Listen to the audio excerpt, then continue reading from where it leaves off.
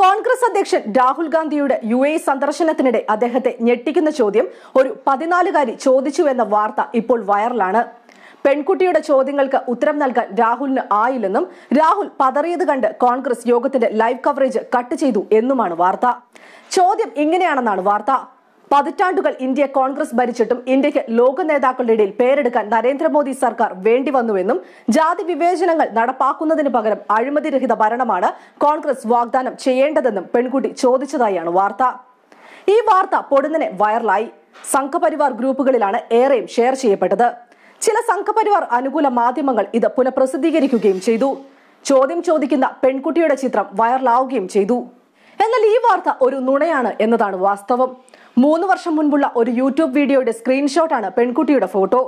Mumbai വിക്രോളിയിലെ Saint Joseph സ്കൂളിലെ വിദ്യാർത്ഥിനിയാണ് പെൺകുട്ടി. യഥാർത്ഥത്തിൽ രാഹുൽ UAEയിൽ പങ്കെടുത്ത പരിപാടികളൊക്കെ കോൺഗ്രസ് സോഷ്യൽ മീഡിയയിൽ ലൈവ് കാസ്റ്റ് ചെയ്തതാണ്. അതെല്ലാം സോഷ്യൽ മീഡിയയിൽ ഇപ്പോഴും ലഭ്യമാണ് താനും. എന്നാൽ പണ്ടങ്ങോ ഏതോ ചടങ്ങിൽ പെൺകുട്ടി സംസാരിക്കുന്ന സ്ക്രീൻഷോട്ട് എടുത്ത് രാഹുൽ ഗാന്ധിയുടെ UAE ഫോട്ടോയോടൊപ്പം ചേർത്ത് പ്രചരിപ്പിക്കുകയാണ് സംഘപരിവാറുകാർ ചെയ്യുന്നത്.